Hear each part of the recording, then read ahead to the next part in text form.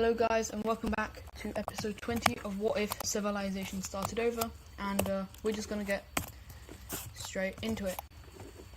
First thing we have is the Southern Italian team meeting up with the basically the Belgian team and exploring, as well as the purple team exploring here, as everyone who is colonizing this area has decided to help in exploring the rest of it. They managed to do all of it apart from the Amazon, and so we have the Southern Italian team actually expanding quite a lot, as well as the Belgian team, who for some reason is actually very good at colonizing, because they have quite a lot of the things from the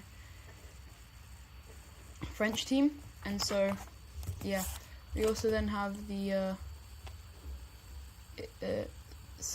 northern Spanish team, the purple team, going down here as well and taking a lot of this land. With basically these guys then take a little bit of land, but not much, because obviously it's not very easy to traverse into the Amazon rainforest. We then also have probably the most exploration done in quite a while, with all of this being explored and an official treaty being made between the Catalonian team and the light blue team. So all of this goes to the Catalonian team, while the light blue team,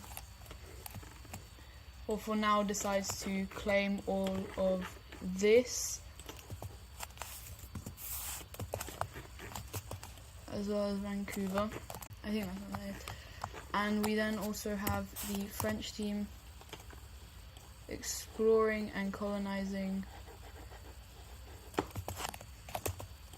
all of these islands, as well as some bits of Greenland, which is eventually fully discovered, and there is a peace treaty drawn up with the French team getting that.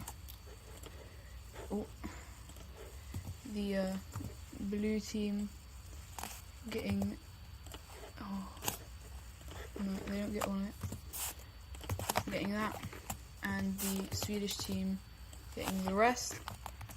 So now Greenland is fully divided up, and surprisingly the Dutch or the Belgian team, I think that's what I'm going to call them, the Belgian team, have managed to actually get quite a large colony. And so yeah, next up we have the brown team actually managing to discover Madagascar, completely exploring it and colonizing the northern bit, as well as the yellow team managing, surprisingly, making a landing here and exploring Indonesia, as well as setting up an area here which is very important to them, as it gives them a lot of money, as people usually go this way to get to the Eastern Asia, which is actually quite a hot spot now. Obviously the trade routes are still quite important, but not as much as they were before. We then also have just mass exploration of the Philippines, with the Taiwanese country getting most of them, until a new country is formed down here in the south, which basically takes quite a lot of all the area. And so they decided that they want their capital city right here, and so we now have a new country on the map. We also then have a war breaking out between these two countries after a disagreement about the border, where basically this country said, the pink country said they had this, and these guys said no, and so an invasion starts with actually great success at first, with also help from the other countries such as this one and this one right here. And so all these countries are also being kind of funded by the Chinese team. These two aren't on the greatest terms, but they're still not like complete enemies, as well as there being invasions from the yellow team up north, as well as a landing by the yellow team here, which completely takes out the country. And so let's have a look at the peace treaty. Okay, so this is what we have. We have the country that was claiming that they had stuff, taking all of this land, and the yellow team taking some of the south here and their capital area. We have the purple team taking a bit here, and the South China team taking this. We then also have basically a unification between the purple team and this brown team, which basically that brown team was not going to be able to live on its own, and so they had to leave from that. We then also have this northern China team starting an invasion into the red China team, which actually is very quick, as this is not anticipated by the red team, and the red team is not strong, and they are quickly completely taken, and they are taken by complete surprise, and so this is why they can do that so quickly. And they actually take quite a lot of land from the red team, and this is actually kind of helping them improve relations with the original China, as the original China really hated this red country. And so we now have a larger larger blue China, as they also expand up northward, as well as this country right here expanding as well, with them being if you guys remember the orange team here, which basically was small, they built up a lot of power and then they expanded. That's what's kind of happening here, as well as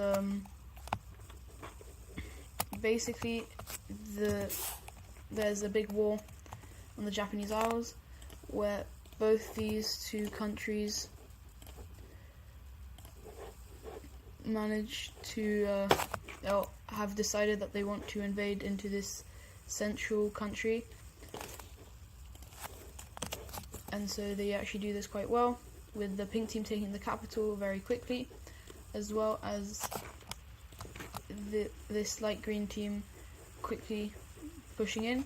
However, they are not on the same team, and so after that fighting ensues as well, with the green team actually doing quite well, while the pink team kind of pushing them back. But the green team manages to break through, push them back to their border, and start an invasion, taking their capital. And after that, they have to surrender. And so actually, the green team is ruthless and says, well, it's all mine now. And these guys actually have a good relation with Korea, and so they decide to unite, having their capital in the Korean capital. And so now we have kind of a Korean-Japanese union. And so yeah, one of the main things I just want to say in this episode right now, I think we still have quite a lot of time, but the Scramble for Africa is kind of beginning to show signs of happening, and so the idea is spreading across countries, and possible Scramble for Africa will soon come. And one thing we also have happening, the green team actually being the Swedish team, being power hungry as they are, quickly invades into the Finnish team, and they are So we're just going to look at what they take. They don't actually take that much, but they do take little splotches of provinces.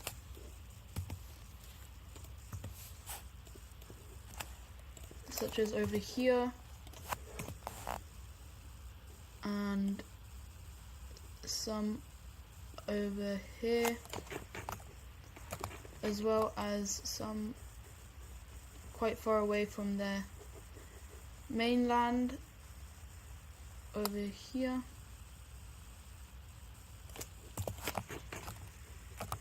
Actually, these ones are connected like this, and so we now have quite a large Swedish team, and they actually have been working very close with the Triangle team, who actually end up deciding, you know what, let's ask them to join our team. And surprisingly, not really surprisingly, but the Swedish team ends up saying yes, and so the Swedish team have joined in on the Triangle Alliance, which is kind of being opposed by the Square team and the Circle Alliance, or the Circle Economical Alliance. And so what we actually have happening is the Circle Alliance, or the Circle Economic Alliance, has been rid, and all the members have joined in on the Square Alliance. I'll put it in the colonies later. However, with that, we also have these guys joining as well. Actually, no one else joins. And basically, it's basically a Western European defensive organization. The Southern Italian team is basically split, as well as Greece here, as they like both sides, and however they kind of want to join in on the Berlin Conference, let's say, and that is basically what these guys, the Western Europeans, will do, not the Eastern ones. And so they are slightly leaning towards the Square team. And speaking of Greece, they want some of their old land back, so mainly just this area. And so after they get it, they force a peace treaty, something like this. And so that's it going to be for today's video. Hope you guys enjoyed. Sorry if it's quite short, and I'll see you in the next one. Goodbye.